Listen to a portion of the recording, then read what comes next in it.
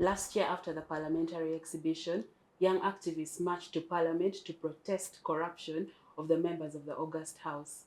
Good afternoon and welcome to Women Speaking. I am your host, Nancy Caroline Ayot. Today we'll be talking about the women's perspective of the President's bribery of the members of Parliament. With me in the House are distinguished speakers and members of the Women Speaking crew that you've seen before. And I'll introduce them starting from my extreme left, coming in. We have Honorable Sheilah Amaniyo. She is a member of the National Unity Platform. Thank you for coming to the show. You're the only politician. Thank you. I'm always happy to be here. She's and the share only my politician. views. What about me? I'm also a politician in the kitchen. Mhm. Okay. So I guess We we're are all all politicians. Yes, thank you for having me. Mm. I'm always happy to be here to share my views. Thank you, thank you.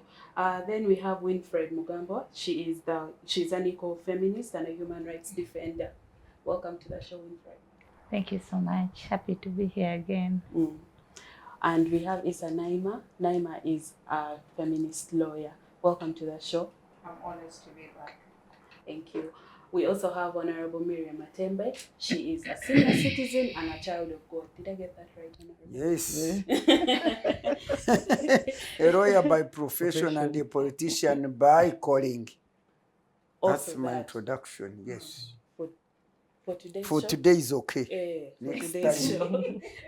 All right, thank you so much, ladies. I want to dive right into the conversation because this has been brewing hot since last week.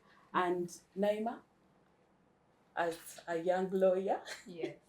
I will start with you. And I want to understand under what mandate the president gets a classified budget, and under what mandate are parliamentary members of parliament not supposed to account for such monies that they get. I don't know what mandate that is, Mhm. but considering the fact that this country has abused, raped, kidnapped, and defied the constitution several times, everyone is doing what pleases them. And I think the pressure is because we are getting to elections next year. Yes. So we're seeing our government and members of parliament disregarding the law of the land which governs them, and they're doing what makes them happy. And they're doing this because I think they have it at the back of their mind that Ugandans will not hold them accountable. Over the years, we have proved that we don't care about what the parliament is doing as long as your person is eating. So even when there is no mandate, we are not holding them accountable. Why? Because the people who are benefiting, people who should be holding the government accountable, are the ones benefiting from all these atrocities that the government is doing. Because we all know our constitution is clear on who approves the budget of the state house, and that is the parliament. Yes, and the parliament not being able to do what it's doing because now we're saying they're being bribed, and the government knows very well that we have very poor, broke, and needy parliamentarians whom can be swayed by little pocket change in their pockets, and with that anything that they want can be passed. And this is exactly what they are proving to be doing, because we are taking people who are very poor. Very poor. I think they are poor because if I am In rich the at heart, spirit. in the spirit, yes. He's Very poor in the the spirit. They have no integrity. They do not care for the citizens of this country and the condition this country is in. So they're disregarding all the laws that are supposed to be there to check the central government. And so someone will be like they're poohing and they're kotowing with the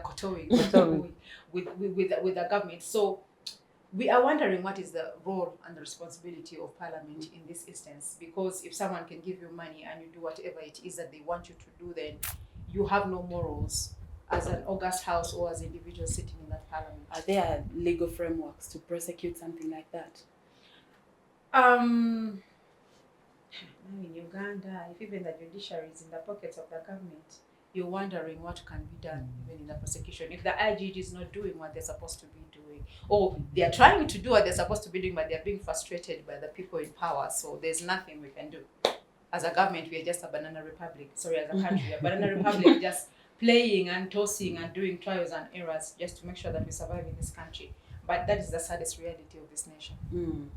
Thank you so much. Honorable Amaniyo, I would like to talk to you about the integrity of parliament and the balance of power, where in a situation where the executive gives parliament money, because I have come to understand, not recently of course, that every time there are important laws to pass, the president somehow gives members of parliament money.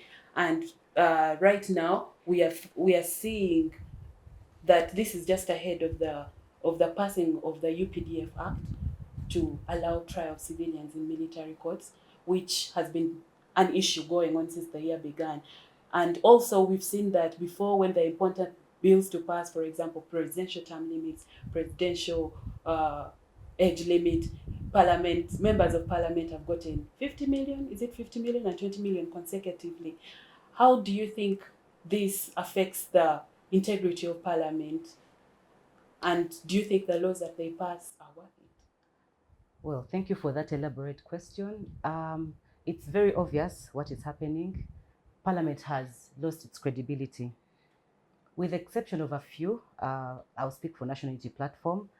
Fortunately, he was the one who was able to whistleblow about the money that was dished out. Hadn't there been a whistleblower, then we'd never have known. Secondly, this is not the first time the executive is doing such a thing. In your preamble, you mentioned it that, term limits, age limits, the NADS bill, name it, the Marito bill, everything they've been bribing the leaders that are meant to hold the executive accountable. So we are failing as Ugandans, and it is so sad that they are depleting the resources of this country.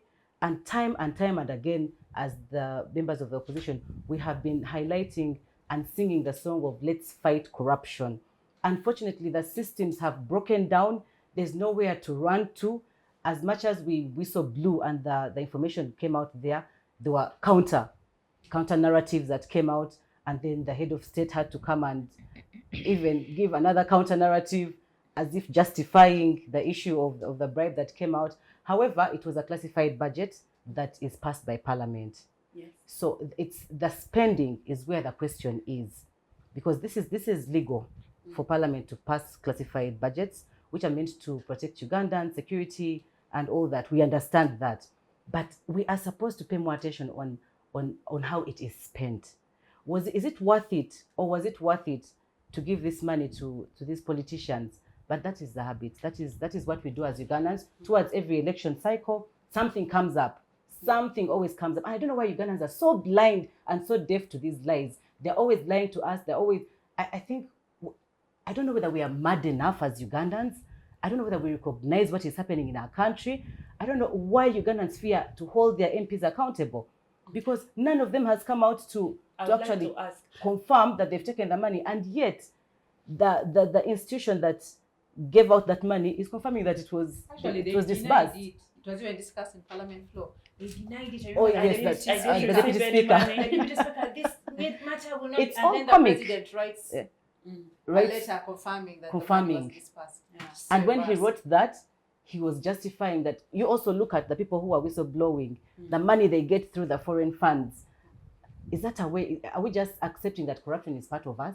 Anyway, I think it is part of us, because if they can sell the people who are representing, if they can buy the people who are representing us, then we have a lot of questions that come with the laws that they pass in parliament. They are not, I highly doubt the legitimacy of the laws that they pass in parliament if they have to bribe you. I want to ask, according to you, how can we hold them accountable? How do you propose that we mitigate something like this? Well, it comes back, in my view, it comes back to the public. We are the ones that elect these leaders into parliament. We are supposed to understand the mandate of the members of parliament in that house. They're supposed to represent us. They're supposed to do monitoring and evaluation. They're supposed to give us accountability. They're supposed to they're supposed to actually speak and point out those evils that happen. But they are not speaking. What is the remedy? Let nationals, let the citizenry. I want the citizenry to rise up and say enough is enough. Without that, they're going to be also bribed.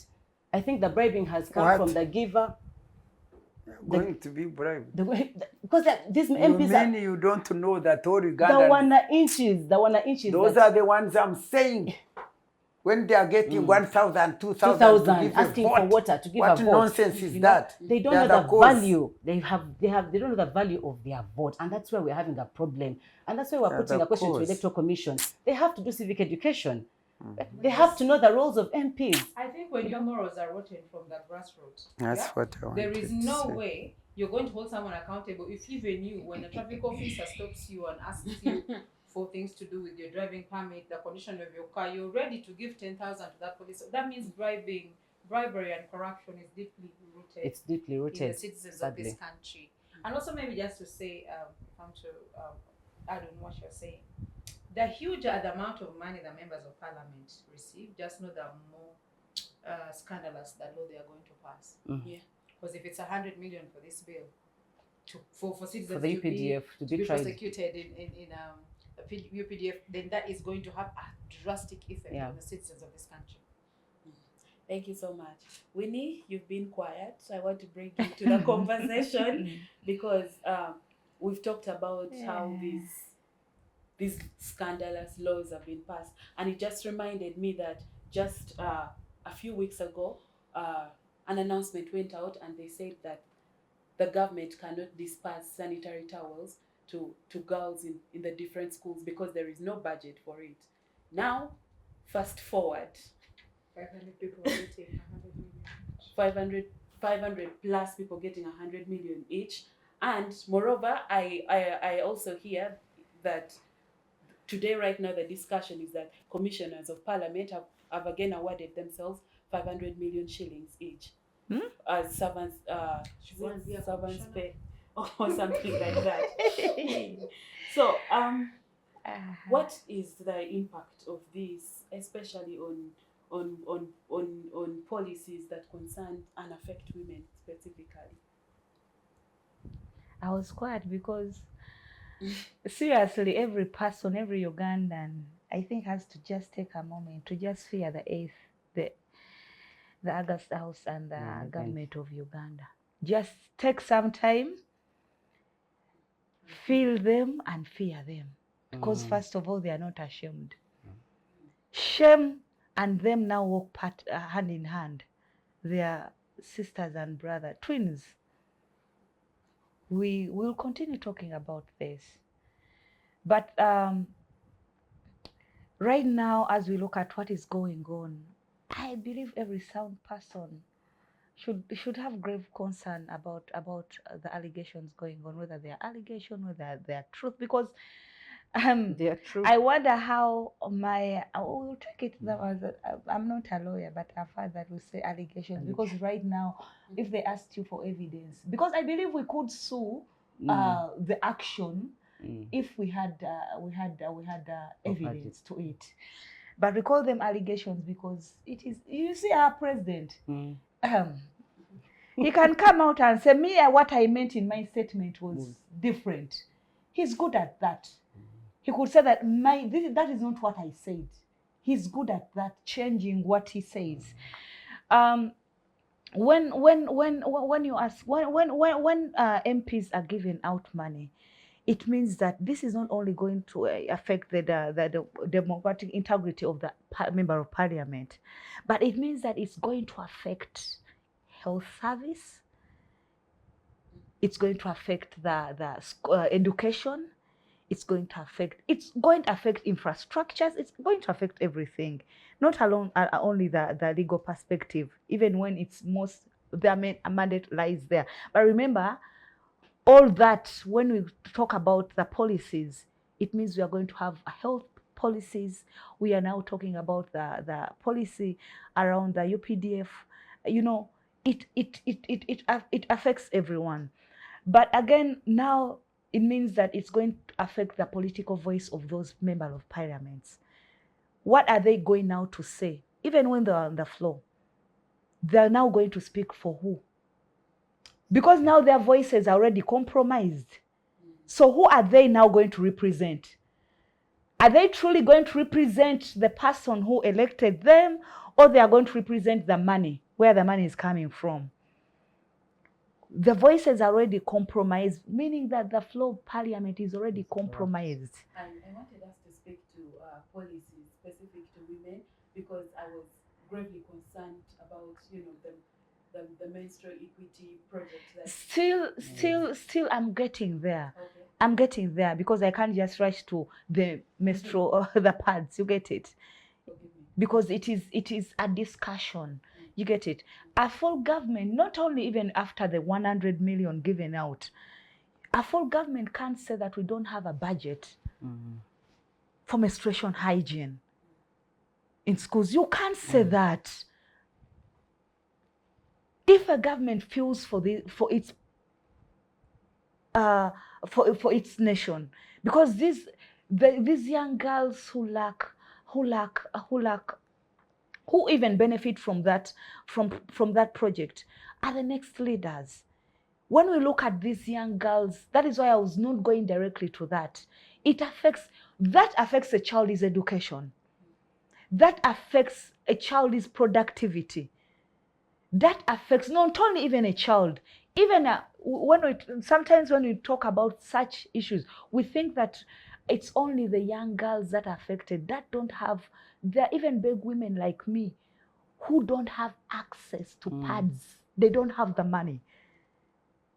They don't have money to purchase a pad. I was somewhere where a woman confessed that they had a cloth they used to tear until the cloth got done. So during these days, it means they say they would be in petticoats, be in their rooms, be in their houses. In fact, it wasn't the woman confessing. It was a husband giving a testimony where God had brought them from. He was saying, at some point, my wife didn't have a panty to use to pad herself with her petticoat. So I had only 2 underwears. I could give her one to use during that period. And when it's that, you could be in the house. So when we are talking about issues of menstruation hygiene and people lacking pads, it's not only the girls in school. Very many women lack the money to purchase. So having a government where we are having leaders paid, not only the bribe. That is why I'm saying when we are talking about issues of menstruation hygiene and government not having a budget, we even don't need to go beyond the 100 million. We look at the salaries they are getting. We look at the budget, just the budget for the president is the state house. And you're saying that, and you comfortably, and the minister stands up, or parliament, the head of parliament stands up and says, we don't have a budget. That is why I say everyone has to take a moment to fear. Just fear these people. Because they are shameless. They are inhuman. They are satanic. They are evil. When you don't have a heart to feel, and surprisingly, let me give an example. Sorry to bring this on when we were discussing.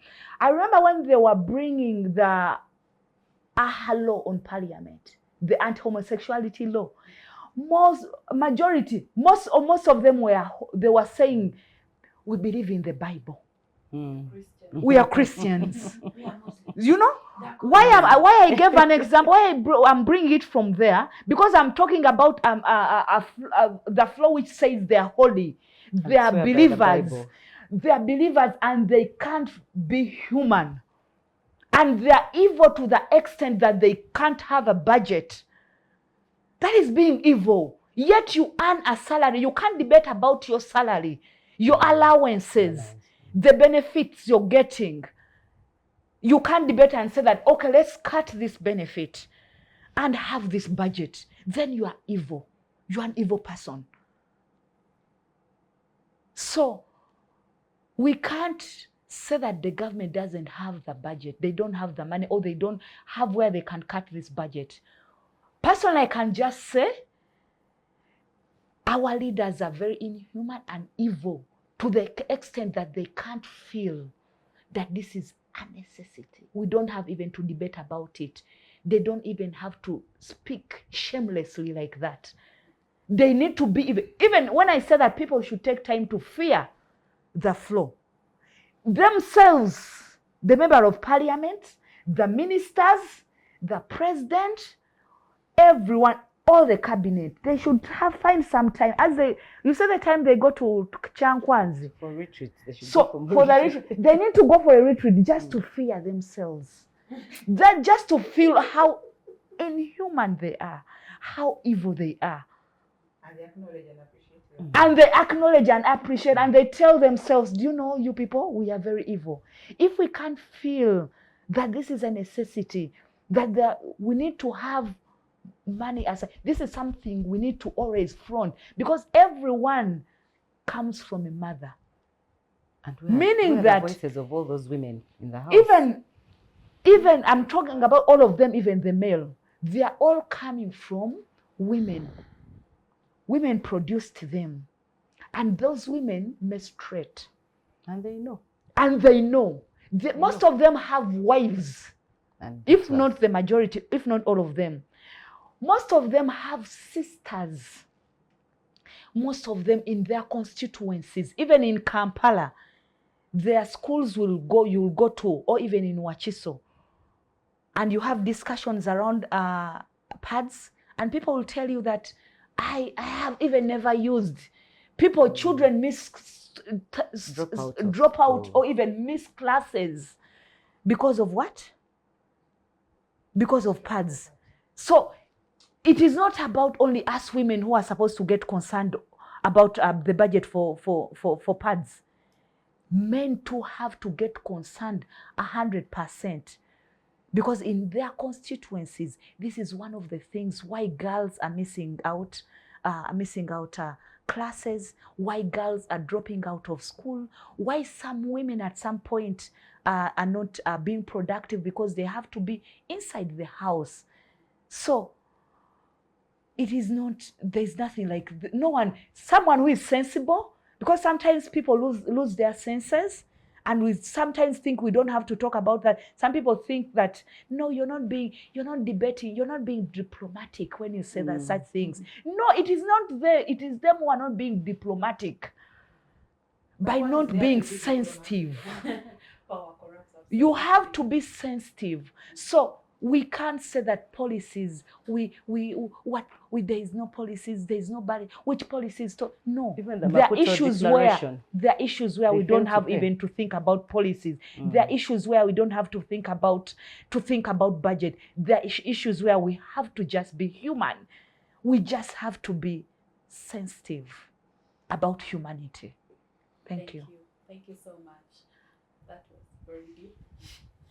Now, Honorable, I will ask you, as a politician and a child of God, of course, I would like to know, has it always been like this, and how did we get here? But also, how does Uganda compare in terms of other countries, for example, in dispensing money in such ways?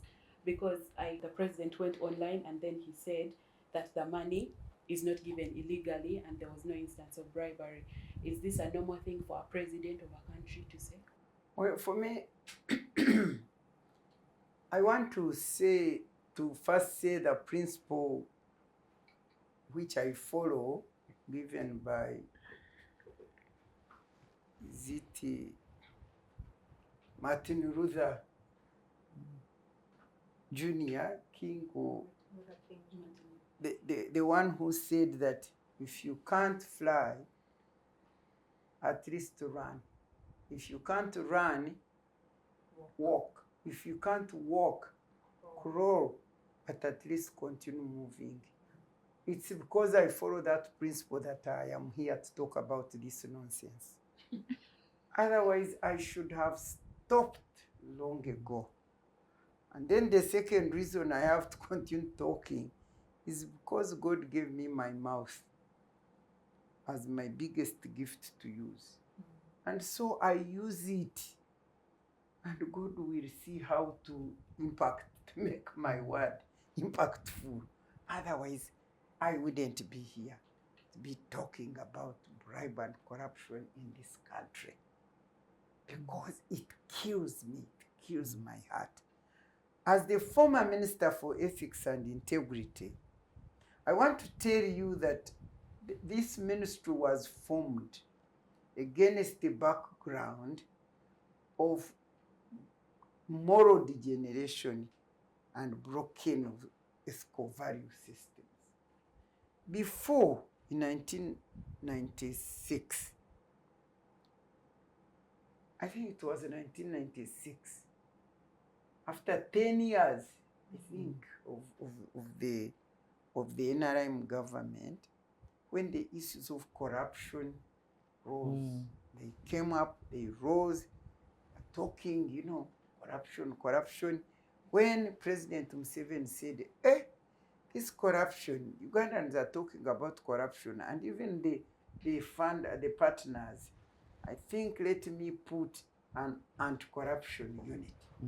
That's when he established an anti-corruption unit in the office of the Vice President, Madam Kazwe, Her Excellency. They put that unit. Down the road, about 2 or 3 years, yes, 96, 97, 98, yes, around those years, 96, 97, because I was appointed as the first Minister for Ethics and Integrity in 97, 98. So, within those 2 years, when Vice President Kazwe with his anti-corruption unit tried to deal with corruption, it was realized, came to realization by the government that actually fighting corruption, catching the other one and the other one and the other one was not the issue. It could not work. It was realized that the moral values and the ethical values, systems, and morals of Ugandans The integrity had been broken, just as every other buildings and systems had broken. Now, when the NRM government took over power, it concentrated on building other buildings, institutions, and so on, and seemed to have forgotten about building the morals and ethical values of Ugandans. And therefore, it was decided that there must be a ministry. They should establish a ministry for ethics and integrity, whose responsibility would be to build morals and ethics and ethical values within both government officials and within Ugandans, and to fight against corruption. So when I was appointed as the minister, I was the first one. They didn't even tell me what I was supposed to do. But why I'm giving you this is the background to the establishment of the ministry was the ethical values and moral systems, moral values and ethical systems within Ugandans and within the offices, public servants and so on. So when I got the job, I worked out my responsibility was actually, it was government's, was the coordinate government efforts in fighting corruption and to build ethics and integrity in public office. So that was the responsibility of my ministry. And of course, I worked out the action plan, the strategy, the whatever. All these things were aimed at building ethics and integrity in public office among Ugandans and coordinate government's efforts to fight corruption. In fighting corruption, I was to coordinate because there were different institutions which were fighting corruption, IGG. And from that time, the anti-corruption unit, of course, now was taken over by my ministry. You know, you people, Ugandans need to know these things. The young people just jump on. Of course, when I saw Museveni establishing Nakarema anti-corruption unit, I said, what is this rubbish? Because the anti-corruption unit was the one which was promoted, elevated to the Ministry for Ethics and Integrity. And the minister's responsibility, the ministry's responsibility was to coordinate, oversee, and in fact, I formed the Anti-Corruption Interagency Forum. We were doing great work. Anti-Corruption Interagency Forum. Anybody, any office which we thought, public office, police, Ministry of Finance, whatever, all these offices which we thought were dealing with issues of corruption, we formed that anti-corruption unit, and it was under my office, and I was the chairperson. Even the IGG was with me. So we structured a plan. What is your responsibility? You IGG. Every month we used to meet. DPP, how far have you gone with this case? You, where have you reached? You, and I was real authority, I'm telling you people, you are not there. Every time I would pick a phone and call, hey, my colleague Minister Honorable, but hey, are these people disturbing me? Are they confused? I said, which people? He said, anti-corruption. I said, hey, can't I be your friend? He said, no, the moment you call, I was so feared by all these people because they knew I would do whatever, shame them. not ready to hide anything or whatever. If I share with you several times when Museveni was hiding corruption, I've always told you this government forget about corruption. So I was leading you to what is all these things which are happening. They have origin. And so, of course, we started fighting our corruption and we are trying. But look here, we arrested the minister, we arrested the permanent secretary and undersecretary. I remember we even got the Maso NRM secretariat. We prosecuted them. We prosecuted them in court. They lost their cases. They were convicted and imprisoned. And what did Museveni do? Gave them presidential pardon. Whatever work I was doing with IGG to message, we catch people here, we recommend that they be removed. He doesn't. He could not take any action. And he would say, you Matembe, you know, these are wakadas. These are wakadas. Actually, by that time, they dropped me. I went to resign 3 times, and he was refusing. And even when he appointed me second time, 2001, I had refused, but he took me to his office. We talked, I think, from midnight to, I think, 3 o'clock or 4. And I told him, okay, if you want me to do this job, I will do it according to my terms. And he said, which are your terms? And in the end, my terms made me be thrown away. He didn't want me to resign because it would do what? He would feel defeated. So he wanted me to be thrown away. But I also told him I'm going to do it according to my terms. And which terms? I said I will power out everything, whether it is Salim, whether it is what. And that's what I did. That's what I did. And within just 1.5 years by then, I said, you are not going to remove the term limit. That's corruption. I'm a minister for ethics and integrity. And he said, get out of here. But thank God, I'm still here. And since I got out of there, but I'm still here. But having given you that background, I have always told you, Museveni has no political will in his government to fight corruption. Why?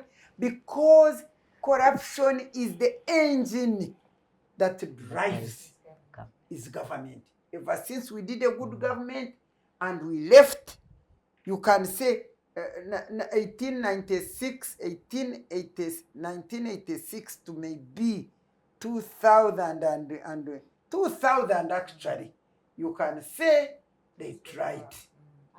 That's why I did not want to remove the term limit, because we had even talked about it. The first bribe that when Museveni started giving envelopes, if you listen to the videos I used to talk, if you go and Google and so on, this envelope, I don't know where they woke up from. All of a sudden, envelope. You know, and the biggest envelope started on the removing of the term limit. The open shameless open bribe when he bribed the members of parliament to overthrow the remove the constitution. term limit. Now, the short thing I want to tell you is leadership, the character and integrity are the foundation of good leadership. In this country, Uganda, integrity and character are the most lacking characteristics of a leader.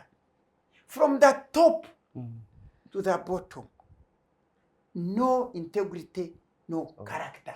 And therefore, Uganda lacks good leadership. What we have in Uganda is not leaders.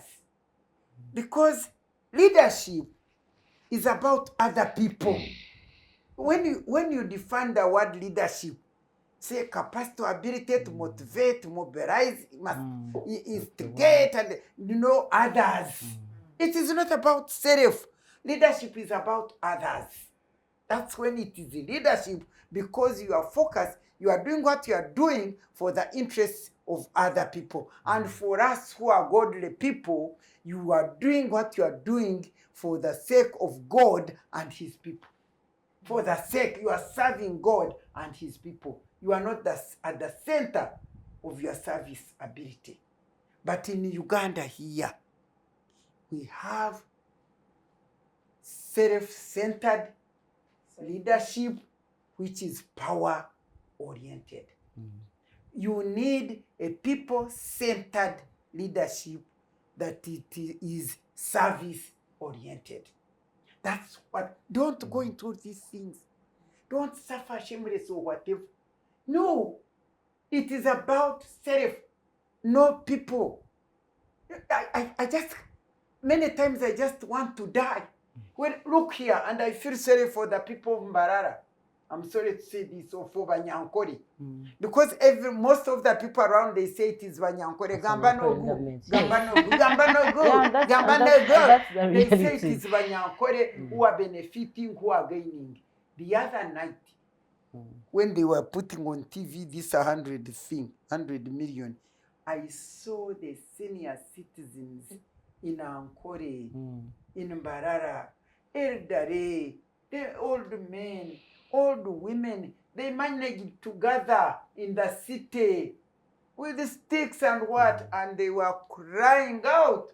They have not received their Kasmoro pension. 20,000. They retired. The small pension that they have not got it, that they can't get it. Eh? The other day I was burying my brother on Thursday, 80 years old, but he was always crying with his pension. He was the one taking care. Eh? Now I saw these people, I said, what? And yet, shamelessly, these people, the senior citizens, have members of parliament. They are there building mansions. They are there. I went to contest.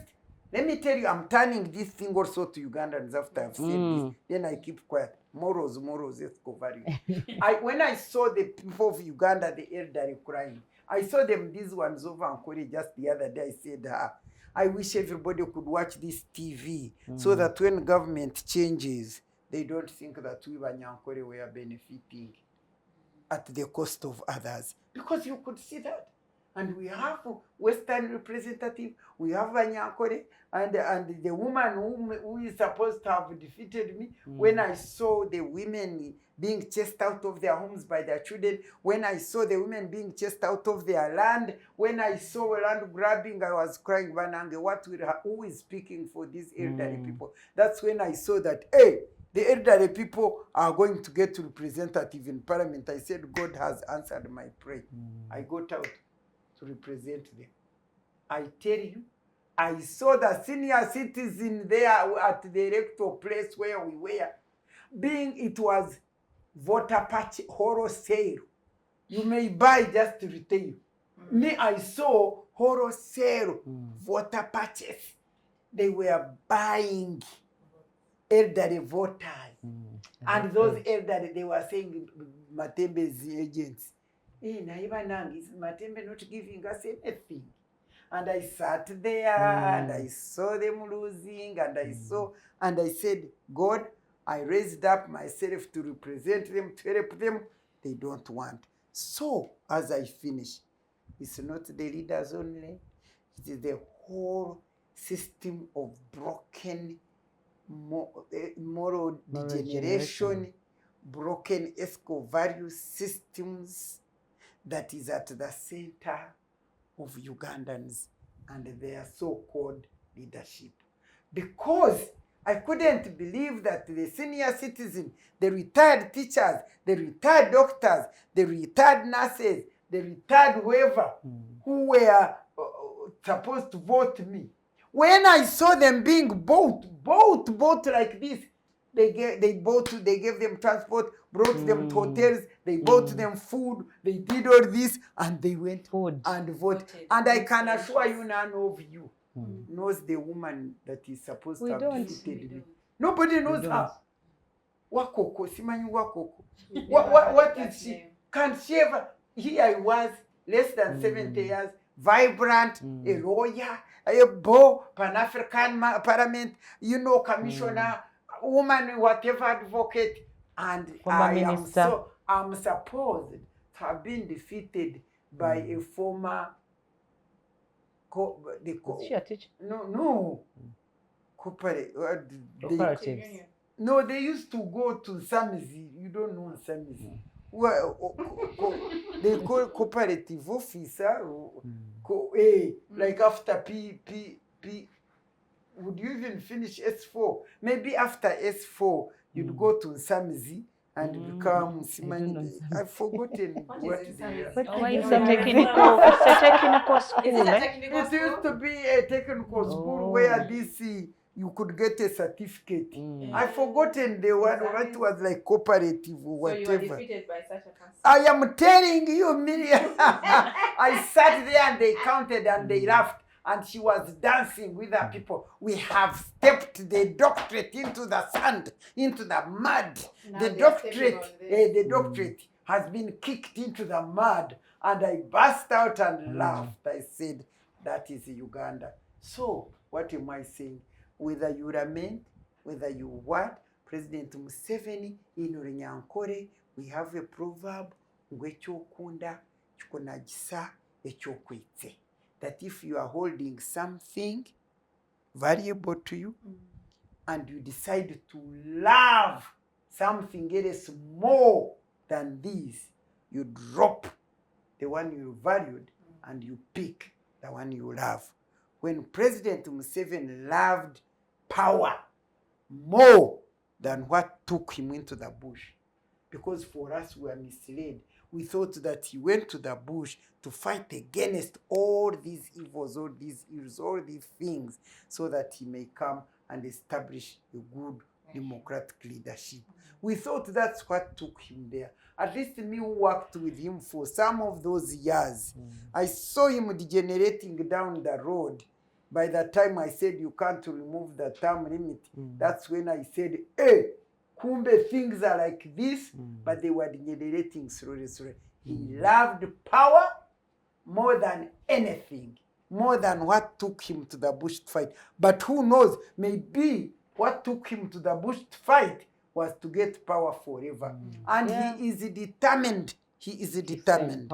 But as I finish, I want to tell him that shamelessness of his character, it's only animals which were created without consciousness to give them a sense of shame. But human beings are supposed to have consciousness. They are supposed to have a sense of shame. When a leader who is a fountain of honor becomes honorless. Because I am sorry to say, but my dear brother, President Museveni, has become honorless. Because he cannot speak the truth. He's in for lying. He's in for anything as long as he keeps his power. But I want to tell him, this nonsense he was saying, that we don't blame the other foreigners who buy the opposition, but then we are blaming them. The foreigners who buy the opposition. At least, yes, they have our money because we are heavily indebted. Our money goes to there. But this money which we give direct from our taxes, from our tax, from our it is budget. the one is dishing to these the people. people. And therefore we have a right to question it. And for me, if you ask what solution do you offer, I wish I had power to tell these Ugandans, but because they are all so greedy and hopeless and helpless They're disillusioned. and godly, because if they were godly, they wouldn't be who they are. But what I would call upon them to do, stop paying tax. I wish they could all put their hands down in terms of paying tax. Because these women of what are they called? Rentals. These women who sell matoka and bogoya.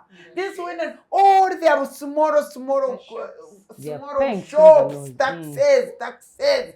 And what is the benefit of these taxes? And now the problem when the is money everything goes has to been militarized.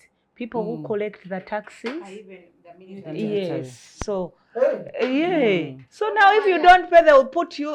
put you in. They'll even come with guns And to for them, they're collect. but you exempted. know what? If people say hands down, no more tax. We are not. That's if the best all protest. Ugandans say no more tax, what value Lay is down our your tax? tools, yeah. 100 millions. People are getting millions. These people are going for prayer, for football, for netball. When women have nowhere to deliver, you see the women, you go to maternity wards in this country, Yeah. you go to Cancer Institute there and see how many women are dying there and their children. And yet, the heavily paid people are the ones getting more. And let me tell you what hurts more. When any of them falls sick, they fly to Turkey, they fly to India, they fly everywhere on top of what they earn. And yet we are dying. I wish if Ugandans, at times I want to, God forgive me this sin, but many times I imagine that I wish we could get stones and throw them at these people. But then I say, God, forgive me. Otherwise, that is what I feel in my spirit when I see what they are doing to I was telling the Ugandans. constituents in my area that you see what Kenya does. They go and attack the very MPs that have passed such ridiculous bills. They can. Kenyans do. They go and attack you because the accountability is through them. So they attack. But Ugandans are gripped. I think the Bachese actually are working. I think this Bachese business, I think it is at work. And the other day they were in Mbarara marching on the street. You know the Bachese they are wicked, isn't it? Witchcraft. I think Uganda is gripped with the spirit of witchcraft. And you know the other day I saw President Museveni saying, you people leave this witchcraft. They are very useful to this nation. Did you listen to the statement when they were celebrating the NRM? What is that? When they are celebrating. He said, leave these witch doctors. They are very good to this nation. So Ugandans have been gripped with the whole spirit of Bachese and witchcraft and whatever. They are quaking. If they knew God, they would go in power and they rise up and refuse all this nonsense.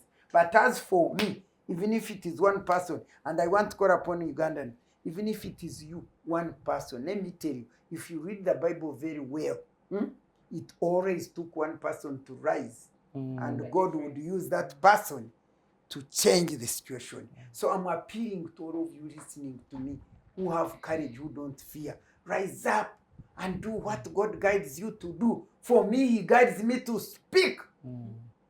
And if He shows me an action, I rise. When they are grabbing women's land, I go. I fight for it. So let us not give up like Martin Luther tells us. Whatever you can do, do it. God is there for us. God needs faith. When you take any action of faith, He picks you and things can work. Thank you so much. Ladies, our time is fast spent. That's enough. So We have said it all. yes, so I'll be asking for conclusions from all of you. I'll start with Honorable Amaniyo. I want you to perhaps I address have the already young said people. my conclusion. Yes, you are. To address the young people, because right now they are the ones leading the fight, and I know of late they are organizing a march to the judiciary to demand for accountability. So what advice would you give them in this fight for accountability? Of course, I would encourage them to continue with the fight. I know we are a hopeless country, but we cannot stop and do nothing about what is going on. Like Honorable has said, use your voices. I know it's what is going to happen to that march. They're going to end up in jails. They're going to end up in prison, of which they are changing the law that there will be no bail for them. But that's a sacrifice we have to pay. Someone has to pay the price to change this country around. So the young people are the biggest population in Uganda. I think they take about 70% of the population in Uganda. It is their time now to understand what is going on and take charge. Young people, you need to take charge. You need to question, especially the people of which you have the mandate to push to parliament. Your vote says it all. Don't vote them in. Don't take them in. 5 years is such a short time. But if it means taking the law by the hands, let's do it. Rise up, don't keep quiet. And also, I'd like to implore the women. Women were also many. We are a bigger percentage than the men. I don't know why we are quiet. Yeah, Museveni's women. I don't know why women are quiet, yet everything that is happening affects us. The Maputo Declaration that is underfunded, they're supposed to pay 15% towards that agreement. Say we don't have a budget. They say we don't have a budget. You know, the PDM that we're talking about, PDM where we promise people, he keeps lying them. Let's wait for the next release in the next financial year. So many programs. I'm told they're going to begin paying school fees through URA, all government schools and whatever. Take off the tax or what? I think to take off the tax. The other day in Mukono with Honorable Namboze, she were telling women to protest. Don't take your kids to school. Let's protest. This is too much. They are embezzling everything under our nose. That's the biggest population, the ones that make the law, the executive and that they don't even pay tax.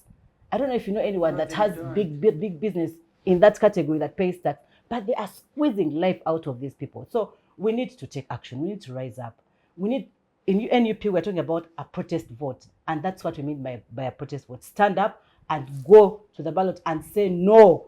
Go and vote in protest. Whoever has been in that house and has taken that 100 million, they should not go back. Actually, you guys should rise up and not take back that whole cohort.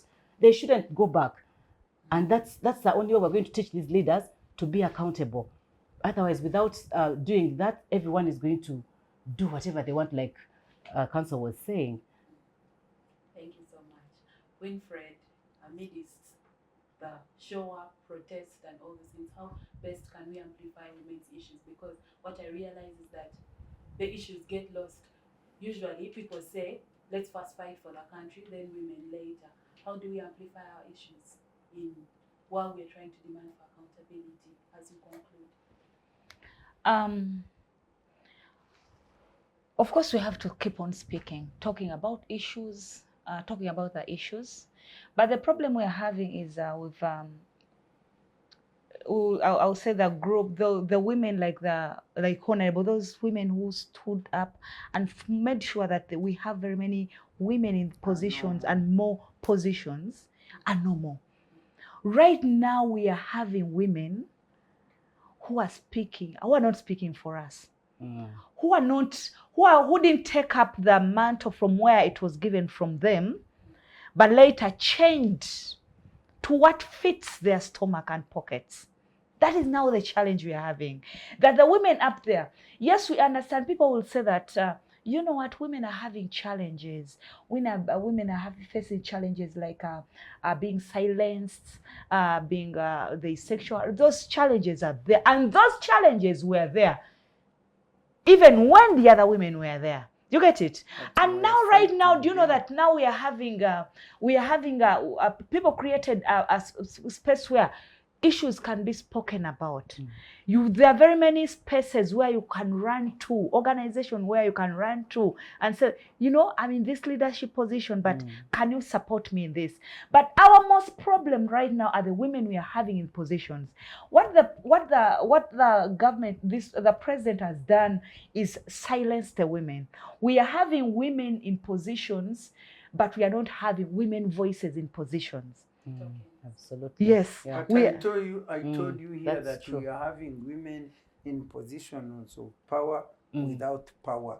Instead of being at the table, they are on the table like the Eating the menu. menu.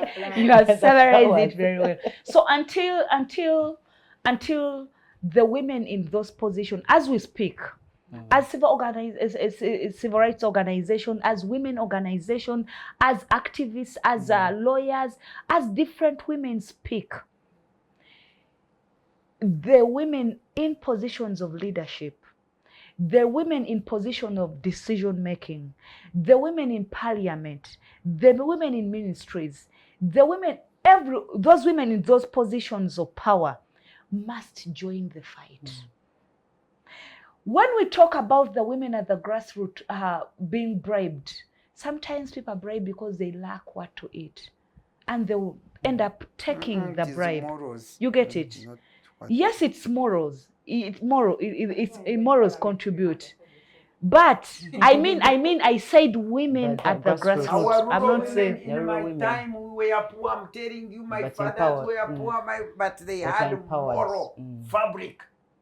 Moral fabric is central to what is going on. And I agree with you, but I said some of the women, why they end up doing whatever they are doing at the grassroots or even giving in a vote. Because right now, let me say, this is not, when we talk about a bribe of votes, this goes even in other. You would see even you've had complaints even in Noop, just within there. You've had such complaints. Not So true. yeah, maybe I say More okay, of such fabric. allegations. Not only even in Noop, even in other. You get it. So it takes all women, everyone where you are, everyone where you are, start from where you are, contribute what you have to contribute. But again, if those women up there, so I also go with what she's saying. I even say that not even going to vote and they steal my vote. If we could even boycott voting. We boycott the voting. The only problem that the people for NRM will go and vote. We even don't allow the voting to take place. If we could raise up as citizens until there is accountability, we raise up and say there is no voting going to take place next year. If we had Ugandans who could stand up for that and say there is no voting that is going to take place. But even if it goes on, members of parliament need all to go to be put down. But the problem is, remember how we took them there. How sure are we that these ones we are going to take are not going to because everyone almost is this man, the president of Uganda, the good thing is good at manipulation and contamination, because the top is already contaminated. He will try so much. So let's try and everyone has to contribute from where they are. Let's try and speak. Let's try and hold people accountable from where you are. From LC, let's try and hold people accountable. Everyone where they are. When people come in at the time of voting, let's ask them why they are coming to do what? To ask for our votes. Thank you. Isa. Yes. Your concluding statement. Well, I'm even speechless because as citizens, we have a lot of work to do. We have to check our morals, our integrity. We have suffered too much to afford being bribed with 5,000 or 10,000 for our votes. The reason they're doing this is because they know our voices count. So we need to understand that you going to vote, it's not about Mwanawani. It is not about this is my friend. It's not about TAA. Mpuga kastana yalieko. You know, those things that they say. It's not about you going and eating. Because at the end of it all, you as a citizen, you're the one suffering. If we look at hospitals, it's our mothers, it's our wives, it's our daughters that are suffering when there is no medical services in these hospitals. Look at Kampala right now. We are a construction site. It looks like we're in a very huge slum, and that which we call a capital city. How are we holding those people accountable? What is the government doing? Look at the Umeme transition, how much money was paid to Umeme. Who is holding these people accountable? So as citizens, we need to do better. It starts with you. You bribing a traffic policeman, you bribing so that you're not queuing at the hospital. You are the problem, as much as we are complaining with the government. And like someone said, corruption is now part of Uganda. So what are we going to do about it to change? It has to start with you. You have to touch yourself, search your soul, and see what I'm doing. Is it contributing to the corruption in this country or bribery in this country? And then come 2026, the vote is yours. Go vote in a foolish way. We will continue with this suffering. If you're smart enough and you need change, you know what to do. But for as long as you are allowing people to come and buy you with a bar of soap and a half kilogram of sugar, we shall suffer. And not all of us are going to suffer by that way. Some of us are hustling. But people in the village, you will suffer. You're the people that are easily bribed. People in the city, just because you've been paid to attend a rally and you think that is enough to pay your vote. No. If someone is to bribe you, let them build for you a house, okay, for them to get that vote. If they cannot afford it, then they cannot take care of this country. All I can say is let's vote wisely. Let's hold ourselves accountable before we hold the government accountable, because it starts with you. That's all I can say. Just something small. As we speak on these platforms, and we also look at it's something we need to weigh on the population of Uganda, and when we talk about sensitization and people who know what is going on, have we ever also thought about the percentage of people who even don't get the news to understand what is really going on in the country? And moving forward, who is going to how best can we reach out to those people out there to see that in the next voting they could even know what is going on? They can be sensitized and told what is going on in their country so that they can make better choices, because I believe that it's even the bigger number of people. Electoral Commission is meant to do that, but they're underfunded. Can I they are not conclude? funded. Yes. Me, as a senior citizen in this land who has seen it all, done it all, and seen it all, and as a child of God, I want to say that as long as President Museveni remains the president in this land, you are going nowhere, we are getting nothing. But the hope I have as a child of God, who reads the word of God, is that there is time for everything. And for me, my cry is not to any Ugandan. My concluding remarks is my cry to God, the maker of heaven and earth, to God who made Uganda, to God who created all Ugandans. I want to remind him, as a person who reads the Bible, that at every time the journey of the children of Israel was long. At whichever stage they would get lost, that we are now lost, doing what is evil in his sight. The Bible says that when so-and-so was the king, he did what was all evil in God's sight. God would come in, because the children of Israel would cry. For me, I'm calling upon all those at least who believe in the word of God. Let us know that we are not helpless, that we are not hopeless, that we have a strong hope and faith in the Creator and Controller of everything in this world.